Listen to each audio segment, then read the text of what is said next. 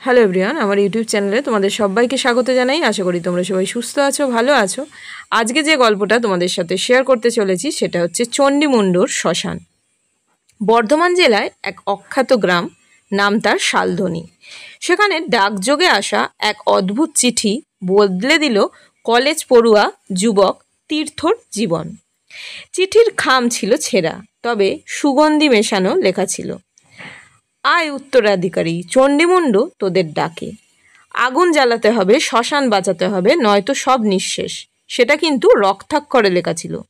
তীর্থ প্রথমে ভাবল কে যেন তার সাথে মজা করছে, কিন্তু পরদিন তার ঠাকুমা মারা যান এবং মৃত্যুর আগে শুধু একটা কথাই বলেন, ওই শ্মশানটায় ফিরে যা, আগুন নিভেছে।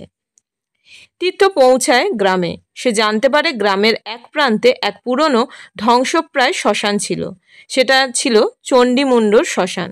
গ্রামের বৃদ্ধরা বলেন ওটা শ্মশান ছিল না, ছিল তান্ত্রিকদের অগ্নিকুণ্ড। ওখানে আত্মা পোড়ানো হতো, দেহ নয়। তীর্থ অবাক হয়ে গেল। সে আরও খোঁজ করে জানতে পারে তার পূর্বপুরুষ তান্ত্রিক গুণীনাথ এই শ্মশানের অধিকারী ছিলেন। তার মৃত্যু হয় হঠাৎ এক অগ্নিকাণ্ডে, আর তারপর থেকে সেখানে কেউ আগুন জ্বালায় না। তীর্থ অনুভব করে কিছু একটা তাকে ডাকছে। রাত্রি যত নামে, কুয়াশা ঘন হয়, শ্মশান তত কাছে আসে।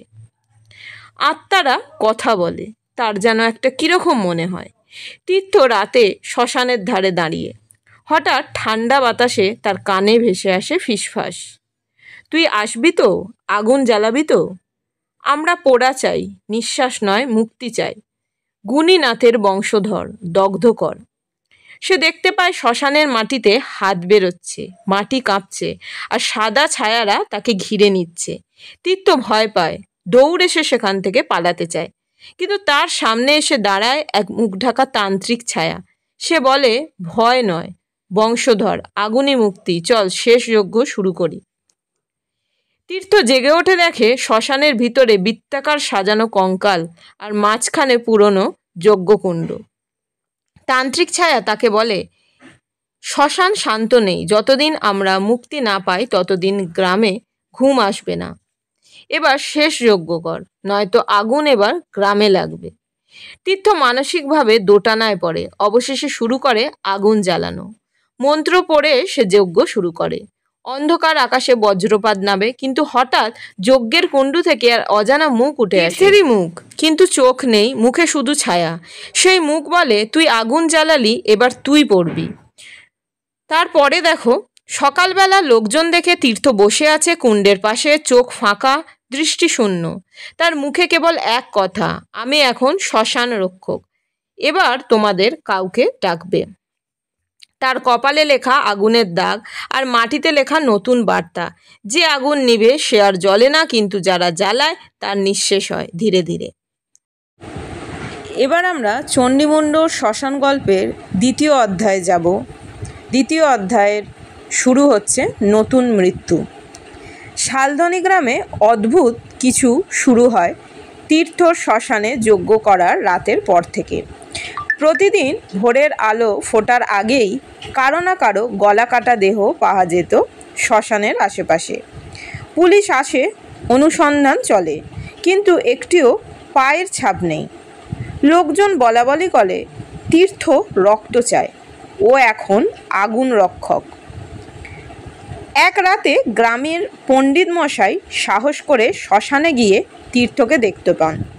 তীর্থ বসে আছে আগুনের সামনে, আর তার পাশে ছায়ামূর্তি তিনটি দাঁড়িয়ে। তাদের চোখ নেই, কিন্তু তারা তাকিয়ে আছে। পণ্ডিত মশাই কাঁপতে কাঁপতে জিজ্ঞাসা করেন, তুই কি তীর্থ? তীর্থ ঘুরে তাকায়, ধোঁয়ার মতন কণ্ঠে বলে, তীর্থ ছিল, এখন আমি আগুন, আমি সেই রক্ষক যাকে তুই ভুলে গেছিস। আগুন নিমলে আত্মারা জেগে ওঠে, আমিই আগুন, আমিই দাহ করি, আমিই রক্ষা করি। তুই বাঁচতে চাইলে পিছনে ফিরিস না, কারণ পিছনে ওরা থাকে। গ্রামে আর এক প্রাচীন মন্দির আছে, কালী মায়ের মন্দির। মন্দিরে সেবাই দুর্গাচরণ ঠাকুর বলেন, চণ্ডীমুণ্ডুর আসল পূজা ছিল কালী পূজার অন্তর্গত। আগুন জ্বালানো মানে দেবী ডাকা। তীর্থ অজান্তে এক নিষিদ্ধ তান্ত্রিক কালী পূজার দ্বার খুলে দিয়েছে। সেখানে আত্মা দাহ হয় না, আত্মার ক্ষুধা জাগে। দুর্গাচরণ রাতের বেলা একটা রক্তহীন ছাগল নিয়ে যায় কুণ্ডর কাছে। সে দেখে ছাগল নিজেই আগুনে ঝাঁপ দেয়। তারপরে কুণ্ডের মাঝখানে তীর্থের ছায়া জ্বলতে থাকে আর ভেসে আসে তার কণ্ঠস্বর, একটা দেহ দিলি, এবার একটা আত্মা দে। এক রাতে গ্রামের কিশোর রাহুল চ্যালেঞ্জ নিয়ে বন্ধুদের সঙ্গে চলে যায় শ্মশানের ভেতরে। তারা মজা করে বলে, তীর্থ দাদা, আমরাও আগুন জ্বালাতে এসেছি। হঠাৎ সমস্ত আলো নিভে যায়, শুধু আগুন জ্বলে ওঠে। তীর্থর ছায়া বলে, তোমরা আগুন চাও, কে আত্মা দেবে? পরদিন সকালে রাহুল ছাড়া বাকি দুই বন্ধু নিখোঁজ। রাহুল জ্ঞান ফিরে বলে, তারা পেছনে তাকিয়েছিল, আমি না। গ্রামের কিছু সাহসী মানুষ সিদ্ধান্ত নেয় তীর্থকে থামাতে হবে। তারা যায় তার ঠাকুরদার সমাধির সামনে, যেখানে গুণীনাথ তান্ত্রিকের কঙ্কাল রাখা ছিল। তারা কঙ্কালে আগুন ধরাতে চেষ্টা করে। তখনই আগুনের ছায়া ঝড়ের মতো ছুটে আসে। কঙ্কালের মুখ থেকে ভেসে আসে গর্জন, আমি এখন ওর মধ্যে, আমি আগুন, আমি দগ্ধ, আমি শ্মশান। তীর্থ এসে দাঁড়ায় তাদের সামনে, চোখ জ্বলছে, গলা থেকে ধোঁয়া বেরোচ্ছে। সে বলে, আমার কাজ শেষ হয়নি, আত্মারা এখনও ক্ষুধার্ত, তোমরা সবাই শেষে পুড়বে, কেউ দেহে, কেউ মনে, আর কেউ ছায়ায়। আজও সেই চণ্ডীমুণ্ডু শ্মশানে মাঝে মাঝে আগুন দেখা যায়। লোকজন বলে, আগুন নিভলে বিপদ, তাই আমরা নিভাই না। শ্মশান চাই আগুন, আর আগুন চায় আত্মা। তীর্থ আর নেই, অথবা আছে কোনো এক ছায়া হয়ে, ধোঁয়ার ভেতর দাঁড়িয়ে শুধু বলছে, তুই আসবি তো? এবার আমরা চলে এসেছি এর 3 নম্বর পর্বে। তীর্থ এখন আর একজন নয়, সে এক আগুনে পোড়া আত্মার আধার, এক তান্ত্রিক শক্তির বাহক, যার শরীরে আগুন জ্বললেও সে পোড়ে না। কিন্তু অদ্ভুত বিষয়, শ্মশান থেকে একদিন এক ছায়া বেরোয়, দেখতে অবিকল তীর্থ, কিন্তু তার চোখ দুটো একেবারে শূন্য, রক্তাক্ত সাদা।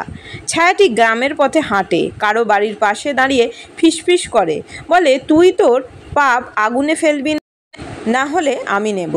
লোকেরা একে নাম দিয়েছে দ্বিতীয় তীর্থ। যারা ধারে গিয়েছে তাদের হাতে পিঠে আগুনের চিহ্ন দেখা যায়। চিহ্নটা দেখতে যেন প্রাচীন কোনো মন্ত্রের অক্ষর, তবে অক্ষরগুলো রক্তের মতো লাল আর ধীরে ধীরে নিজের জায়গা বদলায়। বৃদ্ধ দুর্গাচরণ ঠাকুর বলেন, ওটা আগুনের অভিশাপ, যার গায়ে পড়ে সে আগুনে পড়ে না, ভিতরে পড়ে আত্মা শুকিয়ে যায় আর মন ধীরে ধীরে ছায়া হয়ে যায়। কেউ কেউ ঘুমের ঘোরে নিজেই আগুনে হাত রাখছে, কেউ আবার আয়নার সামনে দাঁড়িয়ে বলে, আমি আগুনের সন্তান, পোড়াও আমাকে। একদিন গ্রামের এক সাহসী মেয়ে নয়না তীর্থর ছায়াকে অনুসরণ করে শ্মশান পর্যন্ত যায়। সে দেখতে পায় এক গহ্বরের মধ্যে ছায়া তীর্থ নিজের মুখ খুলে আরও অনেক মুখ বের করছে। সেই মুখগুলো চিৎকার করছে, আমরা মানুষ ছিলাম, এখন শুধু ছায়া। নয়না ভয় না পেয়ে বলে, তুই কে? ছায়াতীর্থ বলে, আমি তোরই ভিতরে লুকিয়ে থাকা ছায়া। সবাই একটা করে আগুন নিয়ে জন্মায়, কেউ তা নিভিয়ে ফেলে, কেউ তা দিয়ে পুড়িয়ে দেয় পুরো পৃথিবী। আমি সেই আগুন, যা নিভল না, অভিশাপ হয়ে রইল। নয়না সিদ্ধান্ত নেয় তীর্থকে বা তার ছায়াকে থামাতে হলে আগুনের মূল উৎস ধ্বংস করতে হবে। সে খুঁজে পায় এক পুরনো তাম্রপত্র, যেখানে লেখা, আগুনে জন্ম নেয় যে ছায়া, কিন্তু ছায়াকে পুড়াতে পারে শুধুই মৃত্যু আগুন, যা জ্বলে অন্তরের ভিতর থেকে। নয়না নিজের মনের সব ভয়, রাগ, দুঃখ একত্র করে এক রাতে শ্মশানে দাঁড়িয়ে আগুনে ঝাঁপ দেয়।